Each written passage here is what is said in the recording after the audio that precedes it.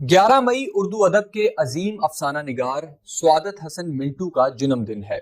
انہوں نے مختصر مگر حقیقت سے بھرپور افسانوں کے ذریعے معاشرے کے چھپے ہوئے چہروں کو بے نقاب کیا۔ سعادت حسن منٹو 11 مئی 1912 کو سمرالہ ضلع لدھیانہ میں پیدا ہوئے تھے۔ انہوں نے ابتدائی تعلیم امرتسر میں حاصل کی، پھر کچھ عرصہ علی گڑھ مسلم یونیورسٹی میں گزارا، مگر تعلیم مکمل نہ کر سکے اور واپس امرتسر آ گئے۔ ابتدا میں انہوں نے لاہور کے رسالوں میں کام کیا، پھر آل انڈیا ریڈیو دلی سے وابستہ ہو گئے، جہاں انہوں نے بعض نہایت کامیاب ڈرامے اور فیچر لکھے۔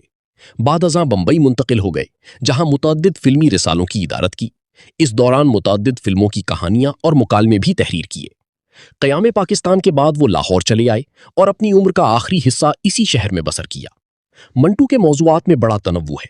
ایک طرف تو انہوں نے جنس کو موضوع بنایا، دوسری طرف ہندوستان کی جنگ آزادی، سیاست، انگریزوں کی ظلم و ستم اور فسادات کو افسانوں کے قالب میں ڈھال دیا۔ سعادت حسن منٹو اردو ادب کے بڑے مشہور افسانہ نگاروں میں ان کا شمار ہوتا ہے۔ یہ اردو ادب کے بہت بڑے لکھاری تھے اور ان کے بارے میں ہے کہ یہ بڑے بے باک افسانہ نگار تھے۔ سعادت حسن منٹو صاحب 11 مئی 1912 کو پنجاب کے شہر لدھیانہ میں پیدا ہوئے۔ سعادت حسن منٹو نے اپنی تحریروں میں معاشرے کی تلخ حقیقتوں، غربت، تقسیم ہند کے المناک واقعات اور انسانی نفسیات، سماجی منافقت کو انتہائی جرأت کے ساتھ بیان کیا۔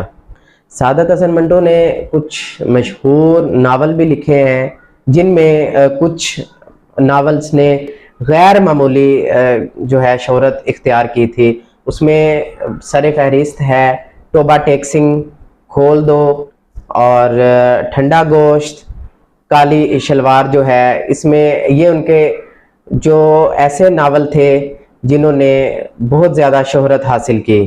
انہوں نے 20 برس کی ادبی زندگی میں 200 سے زیادہ کہانیاں تحریر کیں۔ ان کی حقیقت پسندی، صداقت پروری، جرأت و بے باکی اردو ادب میں ضرب المثل بن چکی ہیں۔ انہوں نے 18 جنوری 1955 کو جگر کی بیماری میں لاہور میں وفات پائی۔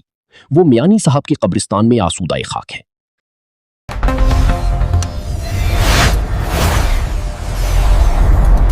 سوہنی دھرتی کی آواز۔